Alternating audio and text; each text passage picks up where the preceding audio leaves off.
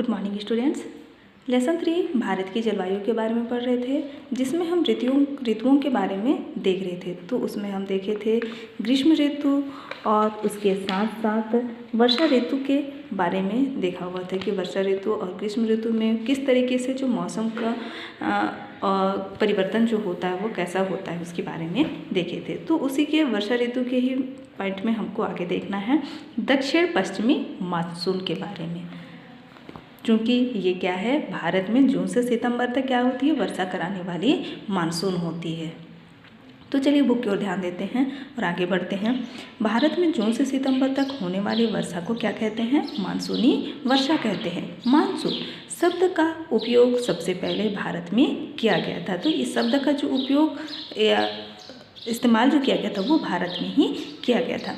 अरब के सौदागर जो अपने व्यापार को लेकर के करते हैं वो पालदार जहाज़ों में इन्हीं हवाओं के सहारे यात्रा करते थे। इन हवाओं को ये लोग क्या कहते थे, मौसम कहते थे। जो व्यापारी अरब के जो सौदागर हुआ करते थे वो क्या करते थे, इन हवाओं का जब रुख परिवर्तन होता था तो इन्हीं हवाओं के सहारे वो क्या करते थे, अपनी यात्रा करते थे। तो इन्हीं के द्वारा से इन हवाओं को क्या कहा गया है, मौसम कहते थे। अरबी भाषा में मौसम शब्द का अर्थ होता है ऋतु। इस प्रकार प्रत्येक साल वर्षा लाने वाली इन हवाओं को क्या कहा जाता है, मानसून के नाम से जाना जाता है। हवाओं का नाम उस दिशा में तय होता है जो दिशा से वे आ रही होती है।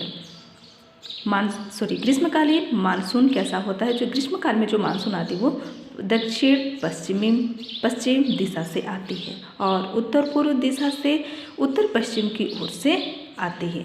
दक्षिण पश्चिम दिशा से चलने के कारण इसे क्या कहते हैं, दक्षिण पश्चिम मानसून कहते हैं। सवाल यह है कि दक्षिण पश्चिम मानसून की उत्पत्ति कैसे होती है। इसकी उत्पत्ति के संदर्भों में की जाती है, मतलब जो इसकी शुरुआत हुई है वो किस तरीके से वो मानसून का जो आना, उनका दिशा का चलना, उसका रुख किस तरीके से होता है। तो यहाँ पे बताई गई देखते हैं।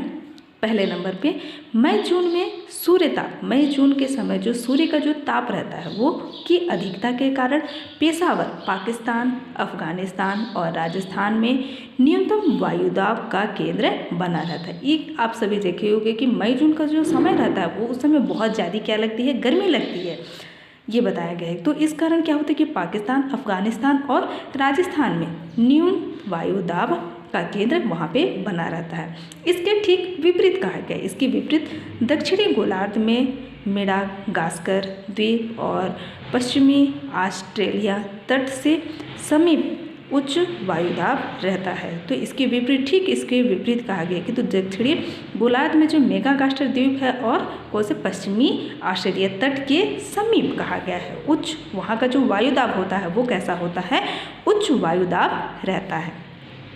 इन्हीं दिनों अरब सागर में अपेक्षाकृत कैसे होती है, उच्च दाब बना रहता है। तो इसी समय जब इस स्थिति में जिसके विपरीत जब दक्षिणी गोलार्ध मेडागास्कर द्वीप और पश्चिमी ऑस्ट्रेलिया के तट में उच्च दाब होता है तो उस समय अरब में भी अपेक्षाकृत कैसा रहता है, उच्च दाब बना रहता है। इसके कारण दक्षिण पूर्वी व्यापारिक हवाएं उत्तर की ओर नहीं बढ़ पाती।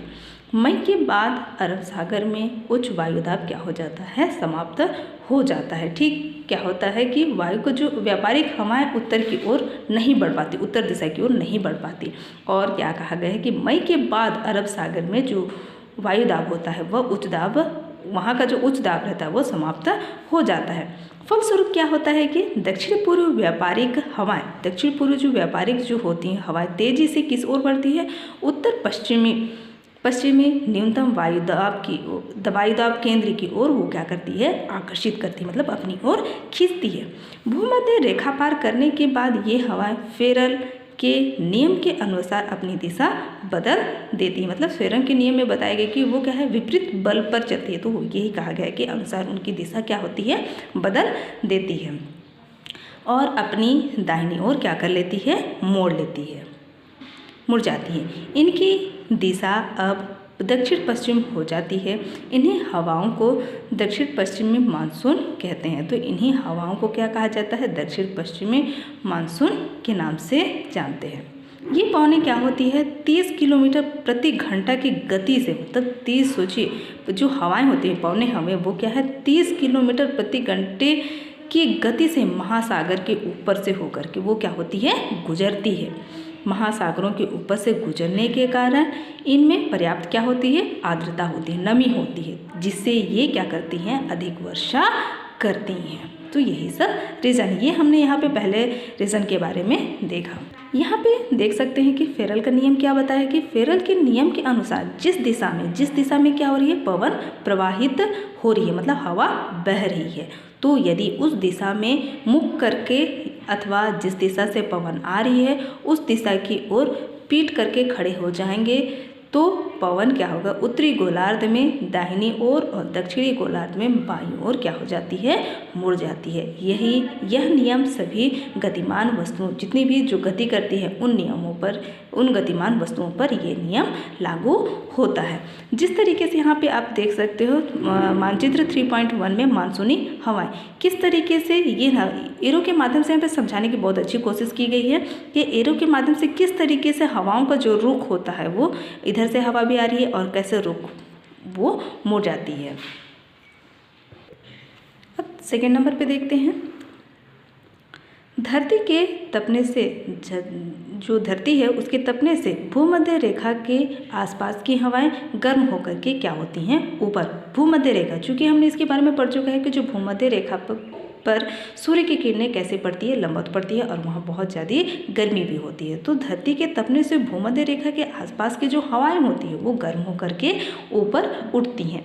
इस वजह से भूमध्य रेखा पर निम्न वायुदाब का क्षेत्र बना रहता है। निम्न दाब के कारण उत्तरी और दक्षिणी गोलार्ध की तरफ से हवाएं इस क्षेत्र की ओर बहती है और यहाँ आकर आपस में मिल जाती है। तो इसी निम्न दाब के कारण ही उत्तरी और दक्षिणी गोलार्ध की तरफ से क्या होती है हवाएं इस क्षेत्र जो होती हैं हवाएं वो क्या होती बहती हैं और यहाँ आपस में क्या हो जाती हैं वो मिल जाती हैं। ध्यान रखिए उत्तरी गोलार्ध और दक्षिणी गोलार्ध, इसलिए इस क्षेत्र को इंटर ट्रॉपिकल कन्वर्जेंस जोन कहते हैं, जिसको CZ कहते हैं। यहाँ साल भर सूर्य की सीधी किरणें कर्क और मकर रेखा के बीच अलग अलग जगहों पर पड़ती है। तो इस तरीके से साल भर जो सूर्य की सीधी किरणें हैं वो कर्क रेखा और मकर रेखा के बीच अलग अलग जगहों पर वो पड़ती हैं। इसलिए कहा गया है यह निम्न दाब क्षेत्र भी नियमित रूप से क्या करता है वो जगह बदलता रहता है। जून में सूर्य जब जून की स्थिति में जब सूर्य किस पर कर्क रेखा पर सीधा चमक रहा होता तो निम्न दाब का यह क्षेत्र खिसक कर क्या हो जाता है भूमध्य रेखा से दूर किस ओर उत्तर की ओर चला जाता है। तो आप जब इसको देखोगे ग्लोब में ये बहुत अच्छी तरीके से समझ में आ सकती थी। तो उसमें किस तरीके से जब सूर्य की किरणें जो जून की स्थिति में क्या होती है कर्क रेखा पर सीधा वो चमक रहा होता है ना उस स्थिति में, तो जब निम्न दाब का जो क्षेत्र होता है वो खिसक कर किधर भूमध्य रेखा से दूर किधर हो जाएगा उत्तर की ओर चला जाता है। ठीक क्या होता है फिर दिसंबर में सूर्य की किरणें क्या होती हैं मकर रेखा पर, मतलब बीच में आपका भूमध्य रेखा ऊपर कर्क रेखा नीचे मकर रेखा पर वो सीधे, तो दिसंबर की स्थिति में सूर्य की जो किरणें होती हैं वो मकर रेखा पर पड़ती हैं और निम्न दाब की यह पट्टी क्या होती है दक्षिणी गोलार्ध में खिसक जाती। इसके खिसकने की यह दक्षिणी गोलार्ध की व्यापारिक पवनों को क्या करती है आकर्षित करती है, मतलब अपनी ओर खींचती है। अब आगे देखते हैं तीसरे नंबर पर बताया गया है इस समय सतह से 10-16 किलोमीटर की ऊंचाई पर तीव्र गति की पवन का प्रवाह पूर्व से किस ओर पश्चिम दिशा में आरंभ हो जाता है, मतलब शुरुआत हो जाती है। तो इस सब उसकी बाद की स्थिति बताएगी 10 से 16 किलोमीटर की ऊंचाई पर तीव्र गति से जो पवन का जो प्रवाह होता है वो क्या है पूर्व दिशा से पश्चिम दिशा से शुरू हो जाता है, जो सतह पर ऊपर के विपरीत मानसून के पश्चिम से पूर्व की ओर बहने वाले प्रवाह से क्या होता है सहायक होता है। मानसून भारतवर्ष में सभी स्थानों पर एक साथ न पहुंचकर अलग अलग तिथियों में पहुंचता है। जो भारत की स्थिति का कि भारत में जो मानसून का आगमन है वो एक ही समय पर नहीं होता बल्कि अलग अलग तिथियों पर होता है। सबसे पहले केरल में 1 जून को, मुंबई में 7 जून को तथा छत्तीसगढ़ में 15 जून के आसपास आती है। दक्षिण प्रायद्वीप के कारण दक्षिण पश्चिम मानसून 2 भागों में विभक्त हो जाती है, एक अरब सागर की ओर से तो दूसरी क्या हो जाती है, बंगाल के खाड़ी की ओर प्रवाहित हो जाती है। मतलब 2 भागों में अलग अलग जो मानसून वो क्या हो जाती है, बढ़ जाती है। तो यहाँ हम आगे देखेंगे अरब सागरीय मानसून के बारे में। अरब सागरीय मानसून, ये मानसूनी हवाएं दक्षिण पश्चिम से उत्तर पूर्व की ओर बहती है। जो हम अरब सागरीय मानसून के बारे में, 2 सागर, एक बंगाल की खाड़ी की और दूसरा एक अरब सागर की, तो हम यहाँ अरब सागर की मानसून है, उस सागरीय मानसून है उसके बारे में, चूँकि वो किधर है, ये मानसूनी हवाएं दक्षिण पश्चिम से उत्तर पूर्व की ओर बहती हैं। ये केरल, कर्नाटक, महाराष्ट्र, तमिलनाडु, छत्तीसगढ़ में वर्षा करती है, जो हमारे राज्य पर। यह शाखा सबसे पहले भारत के कहाँ पे, पश्चिमी घाटी, भारत के जो पश्चिम घाट से टकरा करके पश्चिमी तटीय मैदानों में, पश्चिम तटीय जो तटीय मैदान क्षेत्रों वहाँ पे खूब वर्षा करती हैं। ये हवाएं जब पश्चिमी घाट को पार करती हैं तो पूर्वी ढाल में उतरते समय इनमें नमी कम हो जाती है। तो पूर्वी ढाल में जब उतरते समय ये क्या होती है, इनमें नमी कम हो जाती है एवं ये गर्म एवं क्या हो जाते हैं, शुष्क हो जाते हैं। इसलिए इस भाग में क्या होती है, कम वर्षा होती है और यह क्षेत्र क्या होती है, वृष्टि छाया क्षेत्र बन जाता। मुंबई में जून से सितंबर तक लगभग 200 सेंटीमीटर वर्षा होती है। जून के महीने में मुंबई में बताया गया है कि 200 सेंटीमीटर वर्षा होती है, जबकि पुणे में क्या है, 50 सेंटीमीटर वर्षा होती है। अब आगे देखते हैं, नर्मदा की घाटी से मानसून अंदर की ओर जाती है, जो छोटा नागपुर के पठार पर बंगाल के खाड़ी के मानसून से मिलकर भारी वर्षा करती है। ये नर्मदा की जो कि पश्चिमी क्षेत्र के बारे में बताया गया कि नर्मदा घाटी से ये मानसून के अंदर की ओर, मानसून जो होती है वो अंदर की ओर जाती है और जो छोटा नागपुर के पठार पर बंगाल के खाड़ी के मानसून से मिलकर के ये वर्षा कराती है। इसी का एक भाग काठियावाड़, कच्छ की ओर से राजस्थान के रेगिस्तान में प्रवेश करता है। तो इस तरीके से जो इसका जो प्रवाह क्षेत्र रहता है, ये जो इसकी जो हवा का जो रुख होता है वो किस तरीके से एक दूसरे के साथ मिला हुआ होता है। राजस्थान का अरावली पर्वत इन पवनों के समांतर पड़ता है, इसलिए यह पवनों को रोक नहीं पाता और इस क्षेत्र में साल में औसत 20 सेंटीमीटर ही वर्षा हो पाती है। ये जो पवने होती है वो जो राजस्थान एवं अरावली पवनों के समांतर जो पड़ता है, उन पवनों की इन पवनों को वो रोक नहीं कर पाती और वो साल में औसतन कितनी है, 2 सेंटीमीटर ही वर्षा वहाँ पे हो पाती। उत्तरी शाखा गुजरात व राजस्थान में होते हुए हिमालय क्षेत्र तक बिना किसी अवरोध रुकावट के वो वहाँ तक पहुँच जाती। इस भाग में ऊंचाई पर क्या होता है, इस भाग में कहा गया है कि ऊंचाई पर क्या होती है, उष्ण और शुष्क हवाएं स्थित होने से मानसून की आर्द्रता क्या हो जाती है। इस स्थिति में जो मानसून की आर्द्रता, जो नमी रहती है वो वहाँ पे समाप्त हो जाती है। फलतः क्या होता है, इस उपशाखा के रास्ते में वर्षा बहुत कम होती है। मतलब इस रास्ते से जो हवा का जो रुख रहता है, जिसमें आर्द्रता होती है, तो उसमें कमी आ जाती है। जो कि उष्ण और शुष्क हवाएं वहाँ पे स्थिर हो जाने की वजह से जो आर्द्रता, नमी रहती है वो समाप्त होने लगती है। तो इस तरह से कहा गया है कि इस रास्ते पर वर्षा बहुत कम होती है। अब देखते हैं बंगाल की खाड़ी मानसून पर क्या है। यह शाखा 2 भागों में बढ़ जाती है। पहली म्यांमार तट की ओर बढ़कर अराकान योमा पहाड़ी से टकराकर इसकी पश्चिमी ढालों पर वर्षा करती है, जो पहली। दूसरी क्या बताया गया है कि दूसरी शाखा बंगाल और असम की ओर बढ़ते हुए खासी और गारो की पहाड़ियों पर ये वर्षा कराती है। यहीं पर जहाँ पे वर्षा बहुत अधिक होती है, यहीं पर मेघालय में स्थित मानसीराम में दुनिया की सर्वाधिक वर्षा होती है और ये वही जगह है जहाँ पे वर्षा सबसे अधिक होती है। यह हवा हिमालय तथा अराकानयोम पर्वत श्रेणी के कारण पश्चिम की ओर ये मुड़ जाती तथा ज्यों-ज्यों पश्चिम की ओर जाती है वर्षा की मात्रा क्या होती है, कम होती जाती है। गुवाहाटी, पटना, इलाहाबाद, भरतपुर जैसे जैसलमेर में होने वाली वर्षा से इसे समझा जा सकता है। अब आगे देखेंगे तीसरे नंबर पे, शरद ऋतु या मानसून की वापसी। किस तरीके से शरद ऋतु या फिर जो मानसून की वापसी होती है वो, इससे पहले हम आगमन के बारे में देख रहे थे, ये वापसी के बारे में। अक्टूबर के उत्तरार्ध में, शुरुआत में क्या हो, उत्तरार्ध में उत्तर भारत में क्या होते हैं, तापमान तेजी से गिरने लगते हैं। मतलब नवंबर में प्रारंभ में उत्तर पश्चिम में भारत के ऊपर निम्न वायुदाब की जो अवस्था है, जो स्थिति रहती है, वो बंगाल की खाड़ी में क्या होती है, स्थानांतरित हो जाती है, मतलब परिवर्तन हो जाती। यही परिवर्तन चक्रवाती निम्न दाब से क्या होता है, संबंधित होता है, मतलब जुड़ा होता है, जिससे अंडमान सागर के आसपास क्या होती है, चक्रवात उत्पन्न होती है। ये चक्रवात सामान्यतः भारत के पूर्वी तट को पार करते हैं और कभी कभी ये क्या हो सकते हैं, विनाशकारी का रूप ले लेते हैं, जो कि बहुत खतरनाक होती है, जिसमें जन धन माल की भी हानि होती है, जिसके कारण व्यापक और भारी वर्षा होती है। कृष्ण, कावेरी और गोदावरी नदियों की सघन आबादी, इन नदियों के किनारे जो आबादी मतलब लोगों की संख्या अधिक होती है वाले डेल्टा प्रदेशों में अक्सर क्या हो जाता है, चक्रवात आते रहते हैं। कभी कभी ये चक्रवात क्या होती है, उड़ीसा, पश्चिम बंगाल एवं बांग्लादेश के तटीय क्षेत्रों पर पहुंच जाते हैं। तो ये चक्रवात जो होती है वो कभी कभी क्या होती है कि उड़ीसा, पश्चिम बंगाल और जो बांग्लादेश है उन तटीय क्षेत्रों पर भी पहुंच जाते हैं।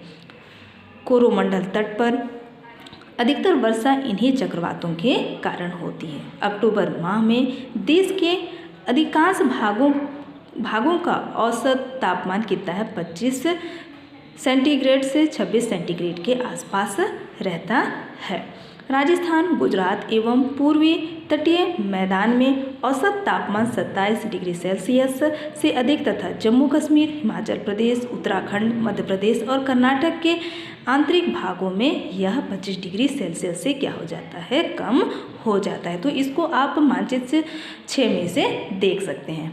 तो हम अगला देखेंगे यहाँ पे शीत ऋतु के बारे में।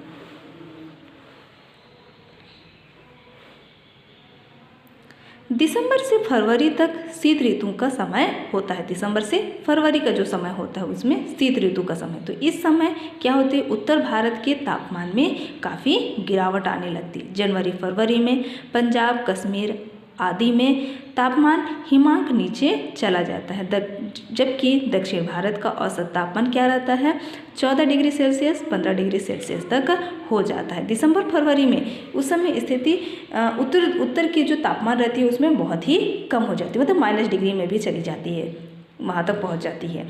और साथ ही इसके विपरीत जो दक्षिण भारत की ओर औसतन यहाँ पे कितना है, 14 से 15 डिग्री सेल्सियस तक होता है। यही कारण है कि जनवरी फरवरी में पंजाब, हरियाणा, उत्तर प्रदेश में गेहूं की फसल उगती है और केरल तथा तमिलनाडु में क्या कहलाती है, में चावल की फसल लहलाती। मतलब किस तरीके से भारत में ही अलग अलग जगहों पर जो मौसम का जो रुख होता है वो कैसे अलग अलग होता है।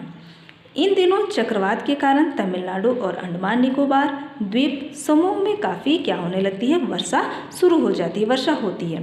शीत ऋतु में भूमध्य सागर में आने वाले चक्रवातों से कश्मीर और उत्तर पश्चिमी भागों में शीतकालीन वर्षा या हिमपात होती है। तो शीत ऋतु में क्या होता है, भूमध्य सागर से आने वाले चक्रवातों की वजह से कश्मीर और जो उत्तरी पश्चिमी भाग हैं उन जगहों पर शीतकालीन जो वर्षा होती है और वहाँ पे हिम जो बर्फ की वर्षा कहे हैं जिसे वो होती है। उत्तर भारत में इन महीनों में अक्सर क्या बना रहता है, कोहरा छाया रहता है। शीतकालीन तापमान संदर्भ आप इसे मानचित्र 3 में भी आप इसे देख सकते हैं। पीछे बुक के पीछे जो पेज है उसमें बहुत अच्छी तरीके से जो रुख बना है अलग अलग चित्रों का, तापमान का, ग्रीष्म का, इस तरीके से अलग अलग चित्र बनाए हैं, आप इसे देख सकते हैं। यहाँ मानचित्र 3.3 में अल नीनो और मानसून के बारे में दिखाया गया है, जो प्रशांत महासागर और प्रशांत महासागर के जो सामान्य वर्षा हवाओं द्वारा गर्म पानी को पश्चिम की ओर इकट्ठा करना है, किस तरीके से दिखाया गया, आगे दिखाया गया। इसके बारे में पढ़ेंगे तो समझ में आ जाएगा।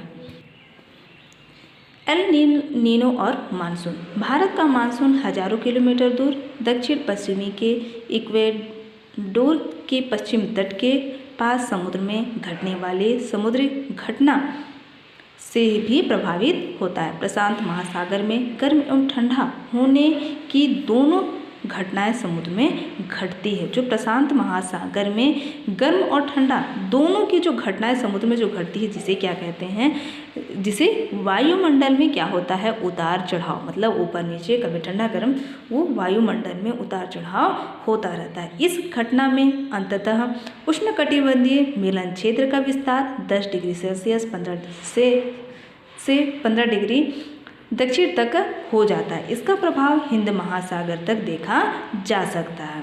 इस कारण दक्षिणी गोलार्ध में आने वाली व्यापारिक पवनें जब क्या करती हैं, भूमध्य रेखीय निम्न वायुदाब क्षेत्र से ऊपर की ओर बढ़ती है, तब उनकी गति क्या हो जाती है, सामान्य से कम हो जाती है। चूँकि यह हवा दक्षिण पश्चिमी मानसून को जन्म देने में क्या करती है, मदद करती है। जो दक्षिणी पश्चिमी जो मानसून है उसे वो बढ़ावा देने में ये हवाएं मदद करती हैं। इसलिए भारत में मानसून कमज़ोर हो जाता, समुद्र से नमी वाली हवाएं क्या हो जाती हैं, कम हो जाती हैं, और परिणामतः वर्षा क्या हो जाता है, कम हो जाती है। अतः कहा जाता है कि जब एल नीनो की घटना घटती है, भारत का मानसून वहाँ पे क्या हो जाता है, कमज़ोर हो जाता है। तो आप कभी कभी देखोगे किसी वर्ष जो मानसून होती है वो कैसी होती है, कमज़ोर होती है, मतलब मानसून पूरी तरीके से जैसी होनी चाहिए वैसी नहीं हो पाती है। मतलब कभी वर्षा अधिक होती है तो कभी वर्षा कम हो जाती है। उसका वजह सिर्फ यही बताया गया है।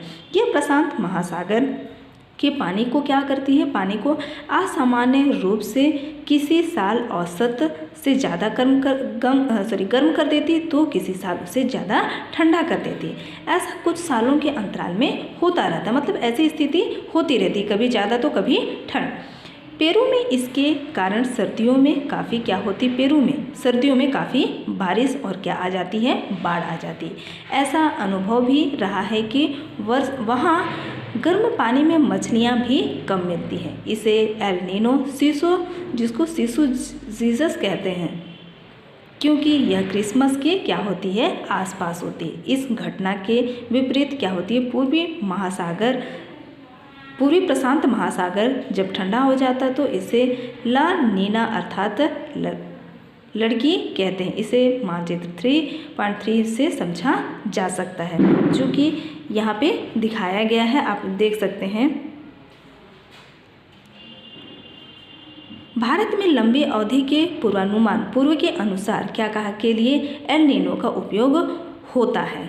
सन 1990-91 में एल नीनो के कारण मानसून के आगमन में 15 से 12 दिन की देरी हो गई थी। ये 1990-91 की बात है। अब आगे देखते हैं जलवायु परिवर्तन, किस तरीके से जलवायु परिवर्तन होती है। पृथ्वी के जलवायु मंडलीय संरचना में आ रहे परिवर्तन तथा इन परिवर्तनों के भावी परिणाम को पूरा विश्व क्या है, चिंता में है। जलवायु का अध्ययन करते समय हमने जाना कि जलवायु दीर्घकालीन वायुमंडलीय दशाओं को कहा जाता है, जो लंबे समय से जो वायुमंडल की दशाओं को कहा गया है। इसका अर्थ सालों से बना हुआ एक क्या है, चक्र है। इस चक्र में परिवर्तन आ रहा है, यही परिवर्तन चिंता का क्या है, विषय है, कारण बन गया है। जो परिवर्तन की इन्हीं परिवर्तनों की वजह से परिवर्तन चिंता का विषय है।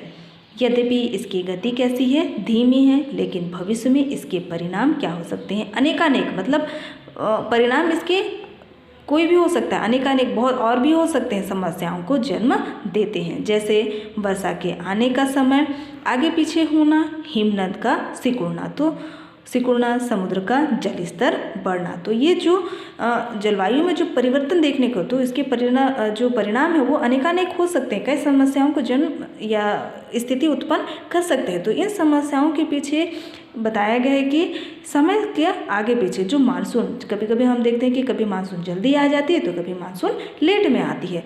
तो समय से आगे पीछे, वर्षा के आने का समय से आगे पीछे का होना, जो हिमनद है, जो बर्फ के कारण जो नदी बनी है हिमनद, उन नदियों का क्या हो, सिकुड़ना, समुद्र का जो जल स्तर है उस पर बढ़ जाना।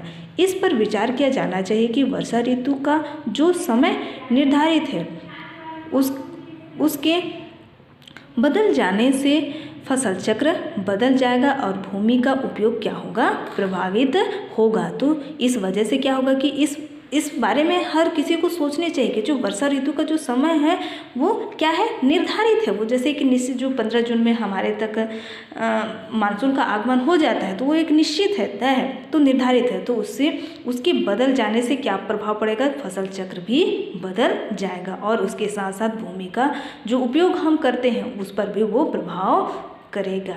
अखबारों में छपी मौसम से संबंधित खबरों को इकट्ठा करें। चूँकि यहाँ पे चित्र 3.2 में अखबारों में छपी मौसम से संबंधित खबरें कि किस तरीके से जो उसका प्रभाव किसानों पर पड़ता है, कभी सूखा हो जाती, कभी अकाल हो जाती, कभी फसल चौपट हो जाती, तो कभी अन्न जो फसल उत्पादन है वो बहुत बुरी तरीके से क्षति पहुंचती है। तो इस तरीके से जो जलवायु का जो परिवर्तन हो रहा है तो उस विषय में सभी को चिंतन करना है, सोचना है और जो चक्र बना हुआ है उसका सही तरीके से हमें इस्तेमाल भी करना चाहिए और उसकी देखरेख भी करनी चाहिए।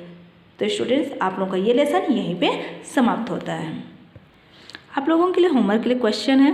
क्वेश्चन नंबर 1, दक्षिण पश्चिम मानसून से किन किन देशों में वर्षा होती, अपने शिक्षक से चर्चा करें और पता करके लिखें। तो हमने देखा कि किस तरह से दक्षिण पश्चिमी मानसून में वो किन किन देशों में वर्षा होती है, तो इसके बारे में आप लिख सकते हैं। क्वेश्चन नंबर 2 है, तापमान और वर्षा जलवायु के प्रमुख तत्व हैं, इसे हमें किस प्रकार प्रभावित करते हैं, इसके बारे में आप लोगों को लिखना है। तो ये 2 क्वेश्चन दिए जा रहे हैं। आज के लिए यहीं तक। Thank you students.